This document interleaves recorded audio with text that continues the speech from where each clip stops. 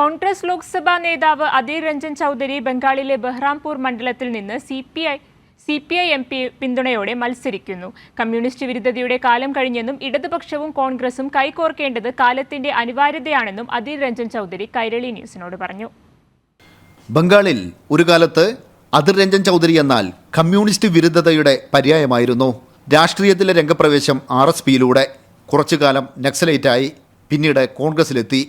പിളർപ്പിനെ തുടർന്ന് നേതാക്കളും അണികളും കൂട്ടത്തോടെ മമതാ ബാനർജിയുടെ തൃണമൂൽ കോൺഗ്രസിൽ ചേർന്നപ്പോൾ അധീർ രഞ്ജൻ ചൗധരി കോൺഗ്രസിൽ ഉറച്ചുനിന്നു.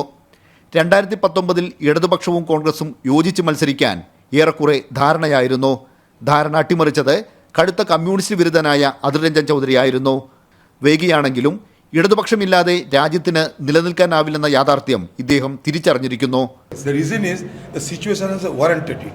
It is a need of the hour, given the situation prevailing over in the state of West Bengal.